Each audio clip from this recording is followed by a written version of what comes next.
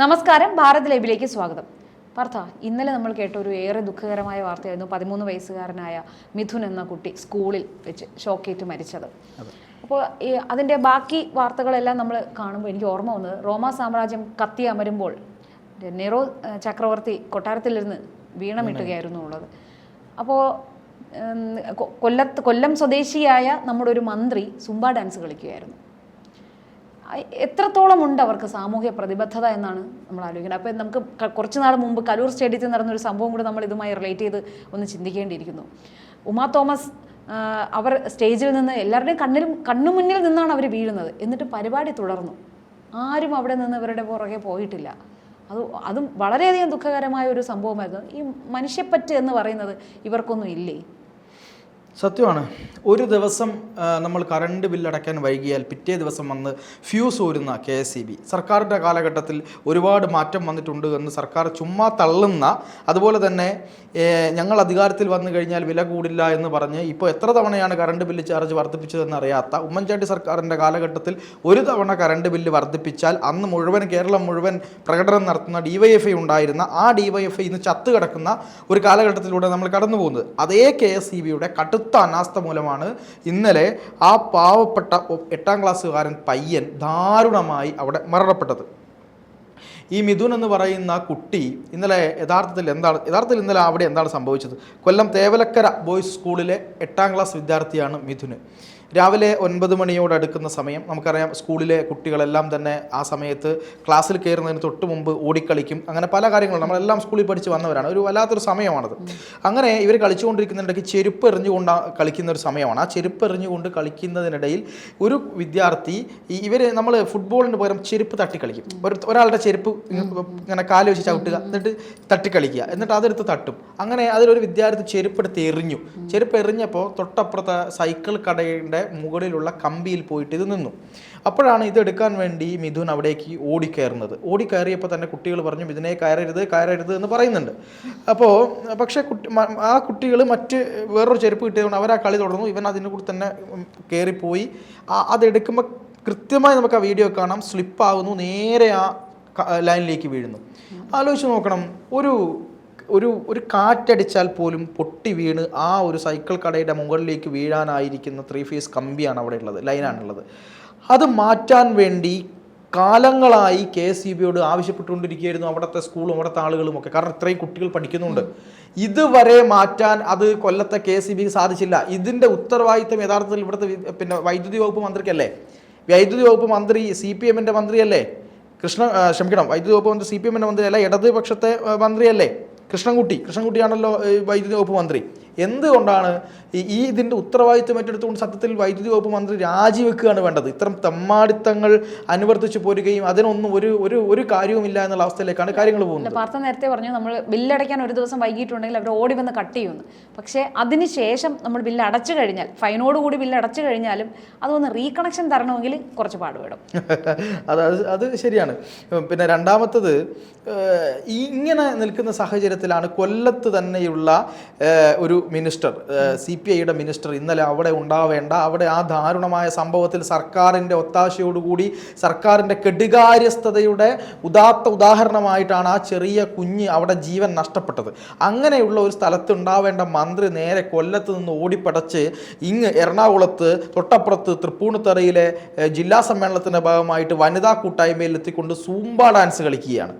ഇവർക്കൊക്കെ കണ്ണിൽ ചോരയില്ലേ എന്നാണ് നമുക്ക് ചോദിക്കുന്നത്. സൂംബ ഡാൻസ് കളിക്കുന്നു. ആലോചിക്കണം, വയനാട്ടിൽ ഒരു ആളെ ഒരു അറ്റാക്കിലൂടെ ആന ചവിട്ടിക്കൊന്ന സമയത്ത് AK ശശീന്ദ്രൻ കോഴിക്കോട് അവിടെയുള്ളൊരു പ്രധാനപ്പെട്ട ഹോട്ടലിൽ ഈ നടക്കുന്ന ഫാഷൻ ഷോ ഉദ്ഘാടനം ചെയ്ത് പാട്ടുപാടി. വളരെ മനോഹരമായ കാഴ്ചയായിരുന്നു ആ പാട്ട് പാടുന്നത്. ആളുകൾ എന്നാണ് പറഞ്ഞത്. കേൾക്കുന്ന ആളുകൾക്ക് അത്ര സുഖമായിരുന്നില്ലെങ്കിലും കാഴ്ച നല്ല സുഖകരമായിരുന്നു. അതുപോലെ തന്നെയാണ് നേരത്തെ നമ്മൾ പറഞ്ഞതുപോലെ ഇപ്പോൾ നേരത്തെ തൊട്ടപ്പുറത്ത് നമ്മൾ പറഞ്ഞില്ലേ, നമ്മൾ നിൽക്കുന്നതിന് തൊട്ടപ്പുറത്ത് കലൂർ സ്റ്റേഡിയത്തിൽ ഉമാ തോമസ് MLA വീഴുന്ന സമയത്ത് ആ ഉമാ തോമസ് MLA വീഴുന്ന സമയത്ത് ഞാൻ അവിടെ ഉണ്ട്. എൻ്റെ തൊട്ട് മുന്നിലേക്കാണ് ഉമാ തോമസ് വീഴുന്നത്. അത് കണ്ട് വല്ലാതെ ബുദ്ധിമുട്ടിപ്പോയ ഒരാളാണ് ഞാൻ. അത് കഴിഞ്ഞിട്ടും നമ്മളൊക്കെ മനസ്സ് മരവിച്ച് നിൽക്കുന്ന സമയത്തും ഈ പറയുന്ന സജി ചെറിയാൻ എന്ന മിനിസ്റ്റർ അത് ഉദ്ഘാടനം ചെയ്യാൻ വേണ്ടിയിട്ടാണ് ശ്രമിച്ചത്. കണ്ണിൽ ചോര എന്ന് പറയുന്ന സാധനം ഇവർക്കില്ല എന്നുള്ളതാണ് മനസ്സിലാക്കേണ്ടത്. ആ സ്ഥാനത്ത് ഉമ്മൻചാണ്ടി എന്ന് പറയുന്ന മനുഷ്യനോ വേറെ ഏതെങ്കിലും ഒരു കോൺഗ്രസ് നേതാവോ ആയിരുന്നെങ്കിൽ പോലും അങ്ങനെ ഉണ്ടാവും എന്ന് ഞാൻ കരുതുന്നില്ല എന്നാണ് എൻ്റെ ഒരു മനസ്സിലാക്കുക. കാരണം അത് കോൺഗ്രസ്സുകാരുടെ മഹാമിടുക്കെന്ന് അവർ അത്തരത്തിൽ കുറച്ചെങ്കിലും ദയവ് കാണിക്കാറുണ്ട്. പക്ഷെ എന്തുകൊണ്ടാണ് കൊന്നും കൊലവിളിച്ചും ചോര കണ്ടും മനസ്സ് മരവിച്ചവരാണ് ഈ കമ്മ്യൂണിസ്റ്റുകാർ. അല്ല, പലപ്പോഴും പാവപ്പെട്ടവൻ്റെ പാർട്ടി എന്നൊക്കെ പറയുമ്പോൾ ഇവരുടെ ചെയ്ത്ത് ഭയങ്കര ബുദ്ധിമുട്ടിലേക്ക് പോകുന്നത് ഇത് പറയാതിരിക്കാൻ വഴിയില്ല എന്നുള്ളതാണ്. ഇവിടെ ഇത്തരത്തിലൊരു വലിയ പ്രശ്നം നടന്നിട്ട് ഈ മന്ത്രി ഇവിടെ ഇരുന്നുകൊണ്ട് സൂംബ ഡാൻസ് കളിക്കുകയാണ്. സൂംബ ഡാൻസ് കളിച്ചതിന് ശേഷവും മന്ത്രി ഇത്തരത്തിലൊരു കാര്യം ചെയ്തപ്പോൾ അത് സർക്കാരിനും അതുപോലെ തന്നെ സിസ്റ്റത്തിനുമൊക്കെ വലിയ പ്രശ്നമായി എന്ന് കൃത്യമായ വിലയിരുത്തൽ ഇടതുമുന്നണിയിലുണ്ട് എന്നാണ് ഞാൻ മനസ്സിലാക്കുന്നത്. മന്ത്രിയോട് ഇതിനെപ്പറ്റി ചോദിച്ചപ്പോൾ മന്ത്രി എന്താ പറഞ്ഞതെന്നറിയോ? ഫുട്ബോളിന് പകരം ചെരുപ്പ് തട്ടി കളിച്ചു. ചെരുപ്പ് തട്ടി കളിച്ചുകൊണ്ട് അറിഞ്ഞുകൊണ്ടുണ്ടാക്കി വെച്ച വിനയാണ്. സ്കൂൾ അധ്യാപകരെ നമുക്ക് കുറ്റപ്പെടുത്താൻ കഴിയില്ല. കുട്ടികളെ കുറിച്ചാണ് പറയുന്നത്. അല്ല, ഇത് പറഞ്ഞപ്പോൾ എനിക്ക് എൻ്റെ ഒരു സ്വന്തം അനുഭവം എനിക്ക്, അതായത് കുട്ടികളെ ഇങ്ങനെ കയറരുത് എന്ന് പറഞ്ഞിട്ടും ആ കുട്ടി കയറി എന്ന് പറയുന്നതിനോട് എനിക്ക് എൻ്റെ സ്വന്തം ഒരു അനുഭവം പറഞ്ഞു തരാം. ഞങ്ങൾ വളരെ ചെറുതായിരുന്നു. അപ്പം ഞാനും, എനിക്ക് 2 അനിയന്മാരാണ്, ഞാനും എൻ്റെ മൂത്ത അനിയനും ഞങ്ങൾ 3 പേരും കളിക്കുമ്പോൾ ഇളയനിയൻ നല്ല ചെറുതായിരുന്നു. അപ്പോൾ ഈ കളിക്കുമ്പോൾ കോർക്ക് മുകളിലേക്ക്, വീടിൻ്റെ മുകളിലേക്ക് ഓലയിട്ട വീടായിരുന്നു. അപ്പോൾ അതിൻ്റെ ഓലയിൽ കുരുങ്ങി വയ്ക്കുകയാണ്. ഞങ്ങൾ എത്ര ശ്രമിച്ചിട്ട് അത് എടുക്കാൻ കഴിയുന്നില്ല. അപ്പോൾ ഞങ്ങൾ ഏറ്റവും ഇളയ കൊച്ചിനെ, അവൻ ഇഴഞ്ഞ് പോകാൻ പറ്റുമല്ലോ, അതുകൊണ്ട് അവനെ ഈ ഇതിൻ്റെ മുകളിൽ തള്ളി കയറ്റി അവൻ മുകളിൽ പോയി കോർക്കെടുത്ത് തന്നു. പക്ഷെ എടുത്ത് തന്നു കഴിഞ്ഞപ്പോൾ ഞങ്ങളുടെ പൊട്ട ബുദ്ധി, കൊച്ചു പിള്ളേരാണ് ഞങ്ങൾ, ഒരു തോർത്ത് എടുത്തുകൊണ്ട് വന്നിട്ട് ഇവനോട് ഇനി തിരിച്ചിറങ്ങുന്നത് പാടായതുകൊണ്ട് തോർത്ത് ഞങ്ങൾ 2 പേരും പിടിച്ചിരുന്നിട്ട് അവനോട് പറയണ, നീ ചാടിക്കോ, ഞങ്ങൾ തോർത്തിലേക്ക്. കാരണം നമുക്ക് അത്ര ബുദ്ധിയേ ഉള്ളൂ. നമ്മൾ സിനിമയിലൊക്കെ കണ്ടിട്ടില്ലേ ഇങ്ങനെയൊക്കെ ആൾക്കാർ ചെയ്യുന്നത്. അപ്പോൾ ഞങ്ങൾ തോർത്ത് പിടിച്ചിട്ട് അവനോട് ചാടാൻ പറഞ്ഞ് അവൻ ചാടാൻ റെഡിയായി നിൽക്കുവാണ്. അപ്പോൾ അയലത്തെ ആൾക്കാർ വന്ന് കണ്ടിട്ടാണ് അത് തടഞ്ഞത്. എന്നിട്ട് അമ്മ വന്ന് ഞങ്ങൾക്ക് പൊതുവെ തല്ല് കിട്ടിയത് വേറെ കാര്യം. പക്ഷേ കൊച്ചു പിള്ളേർ എത്രത്തോളം അതിനെക്കുറിച്ച് ചിന്തിക്കുമെന്നുള്ള ബോധ്യം ഇല്ലാതെയല്ലേ ഇവർ കുട്ടിയുടെ കുറ്റം പറയുന്നത്. സത്യമാണ്. 8ാം ക്ലാസ്സിലൊക്കെ പഠിക്കുന്ന കുട്ടികൾക്ക് എന്ത് ബോധ്യമാണ് ഉണ്ടാവുക, എന്ത് വിവരമാണ് ഉണ്ടാവുക നമുക്കറിയാം. വിവരം എന്ന് ഞാൻ പറയുന്നത് അവരെ എഴുത്തിലുള്ള വിവരമല്ല, നമ്മൾ അത്രയും ചിന്തിക്കാനുള്ളൊരു ശേഷി അവർക്ക് ആയിട്ടില്ല എന്നുള്ളതാണ്. അറിയാതെ എവിടെ പിടികിട്ടി അവിടെ അങ്ങ് പിടിക്കില്ലേ.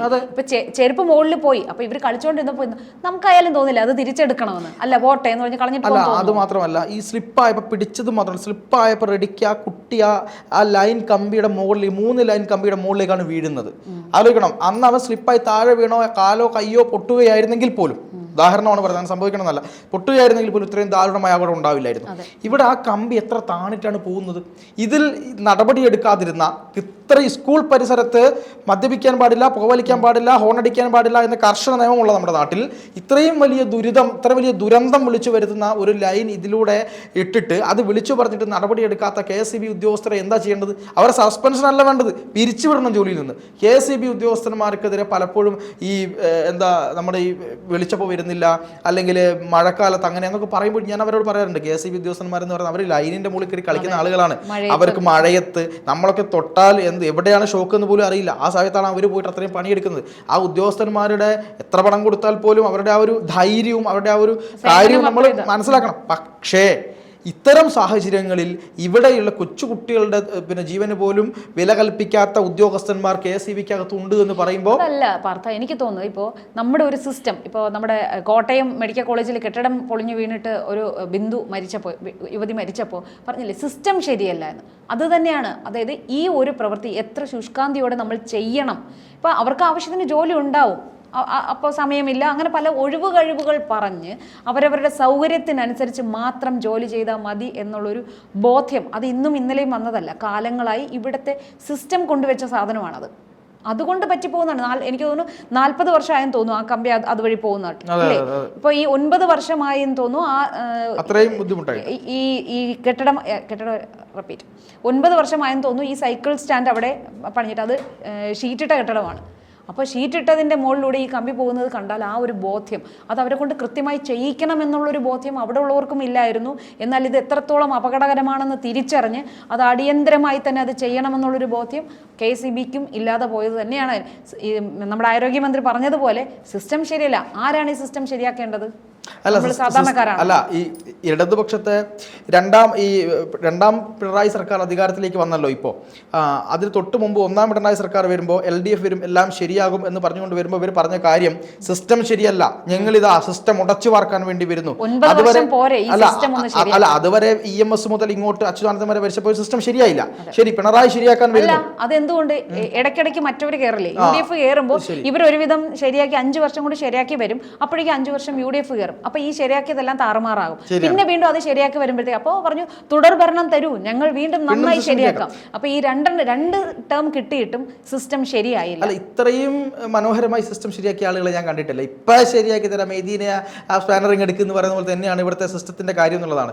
ഒപ്പം ഒരു കാര്യം കൂടി പറയാം, അതായത് ഈ നിരന്തരമായി തൊഴിലാളികളുടെ അവകാശങ്ങൾക്ക് വേണ്ടിയും ജോലി ചെയ്യാനുള്ള അവകാശങ്ങൾക്ക് വേണ്ടിയൊക്കെ പറയുന്ന നമ്മൾ ഈ ജോലി ചെയ്യാനുള്ള അവകാശങ്ങൾക്ക് വേണ്ടി രൂപീകരിക്കുന്ന യൂണിയനുകളുടെ തലപ്പത്തിരുന്നുകൊണ്ട് അല്ലെങ്കിൽ അവിടെ മറയാക്കി ഇരുന്നുകൊണ്ട് എന്ത് ചെയ്താലും ഒരു സസ്പെൻഷനിൽ മാത്രം ഒതുങ്ങും എന്നുള്ള ഒരു ധാർഷ്ട്യമാണ് ഇത്തരത്തിൽ കുഞ്ഞു മക്കളുടെ ജീവൻ പോലും പോകുന്നത്. ആ സ്കൂളിന് വരെ വലിയ വീഴ്ച സംഭവിച്ചു എന്ന് പൊതുവിദ്യാഭ്യാസ ഡയറക്ടറുടെ കൊടുത്ത റിപ്പോർട്ടിൽ പറയുന്നുണ്ട്. ആ സ്കൂളും എന്ത് ചെയ്തിട്ടില്ല, കാര്യമായി പറഞ്ഞിട്ടുണ്ട് എങ്കിൽ പോലും അവർ ഗൗരവമായി അതിനെടുത്തില്ല. ആ സ്കൂളിലെ അധ്യാപകർ ഒരു ദിവസം ഒരു സമരത്തിന് ഇറങ്ങിയ തിരുത്താവുന്ന പ്രശ്നമായിരുന്നു അവിടെ ഉണ്ടായിരുന്നുള്ളൂ. അധ്യാപകർ ചെയ്തില്ല. എന്താ ചെയ്യാത്തത്? അത് ചെയ്യാത്തതിന്റെ പുറകിലും രാഷ്ട്രീയമാണ് എന്നുള്ളത് നമുക്ക് കൃത്യമായിട്ട് അറിയാം. ആ ഒരു പ്രാധാന്യം കൊടുക്കുന്നില്ല. ഇത് വരുത്തുന്ന അപകടം എന്താണ് എന്നതിനെ കുറിച്ച് ബോധ്യമല്ലാത്തത് കൊണ്ടാണ്. പിന്നെ ഇപ്പോൾ പുതിയൊരു ട്രെൻഡിങ് എന്നാണ്, എന്തെങ്കിലും ഒരു അപകടം അല്ലെങ്കിൽ ഭരണകൂടത്തിന്റെ വീഴ്ച കാരണം ആർക്കെങ്കിലും എന്തെങ്കിലും ബുദ്ധിമുട്ടുണ്ടായി കഴിഞ്ഞാൽ കുടുംബത്തിൽ ഒരാൾക്ക് ജോലി അല്ലെങ്കിൽ ഇത്ര ലക്ഷം രൂപ ധനസഹായം കൊടുത്തങ്ങ് സെറ്റിൽ ചെയ്യുക എന്നുള്ളതിലേക്ക് അങ്ങ് കാര്യങ്ങൾ പോവുകയാണ്. അതെ, തീർച്ചയായിട്ടും എന്ത് തന്നെയായാലും വളരെ രോക്ഷമാണ്. ഇത് പറയുന്ന സമയത്ത് നമുക്ക് രോക്ഷം കയറിപ്പോണം. നമ്മളിങ്ങനെ എന്താണ് മാധ്യമ പ്രവർത്തകരാണ്, നമ്മൾ ആരുടെയും ഭാഗത്ത് ചേരരുത് എന്നൊക്കെ പറയുന്ന സമയത്ത് പോലും വല്ലാത്ത ഒരു എന്താണ് ഉള്ളിൽ നിന്ന് കത്തുന്ന ദേഷ്യമാണ് വരുന്നത്. ഒരു സമയത്ത് ഒരു ആന ചവിട്ടിക്കൊന്ന ഒരു മനുഷ്യന്റെ മൃതശരീരം കോഴിക്കോട് മെഡിക്കൽ കോളേജിൽ ഇരിക്കുന്ന സമയത്ത് തൊട്ടിപ്പുറത്ത് വന്ന് റാമ്പിൽ റാംപാക്ക് നടത്തുന്ന ആളുകൾക്ക്, ഫാഷൻ ഷോ നടത്തുന്ന ആളുകൾക്കിടയിലേക്ക് വന്ന് പാട്ട് പാടുന്ന AK ശശീന്ദ്രൻ, തൊട്ടപ്പുറത്ത് ഉമാ തോമസ് ആ സ്റ്റേജിന്റെ മുകളിൽ നിന്ന് താഴേക്ക് വീണ് തലതല്ലി മരിക്കുമോ ജീവിക്കുമോ എന്നറിയാതിരിക്കുമ്പോൾ ഉദ്ഘാടനം ചെയ്യുന്ന സജി ചെറിയാൻ, തൊട്ടിപ്പുറത്ത് എന്താ നമ്മൾ കാണുന്നത്, ആ പിഞ്ചു കുഞ്ഞ് അതിലൂടെ നടന്നു പോയി ആ ലൈനിന്റെ മുകളിലേക്ക് വീണ് കരിഞ്ഞു പോയ ഒരവസരത്തിൽ ആ സ്ഥലത്തുള്ള മന്ത്രി വന്നിട്ട് സൂംബ ഡാൻസ് കളിച്ച് സൂംബ റാണിയായി മാറുന്ന ഒരു കാഴ്ച. എങ്ങോട്ടേക്കാണ് കേരളം പോകുന്നത് എന്നുള്ളത് വ്യക്തമായി നമ്മൾ ചിന്തിക്കേണ്ട അവസരം കഴിഞ്ഞിരിക്കുന്നു. ഇതിനോടൊക്കെ പ്രതിഷേധമാണ്. കാര്യം ഇതിനൊക്കെ പ്രതിഷേധിച്ചേ വകയുള്ളൂ. ഇത് ആരും പ്രതിഷേധിക്കില്ല. ഒരു സാംസ്കാരിക നായകരും ഈ കാര്യത്തിൽ എന്തില്ല, പ്രതികരിക്കില്ല. പ്രതികരിക്കേണ്ടത് നമ്മളെപ്പോലുള്ള ആളുകളാണ് എന്ന ബോധത്തിന്റെ പുറത്താണ് നമ്മൾ. ലക്ഷദ്വീപിനെ രക്ഷിക്കണമെങ്കിൽ സേവ് ലക്ഷദ്വീപ് എന്ന് പറഞ്ഞിട്ട് ഒന്നിച്ചു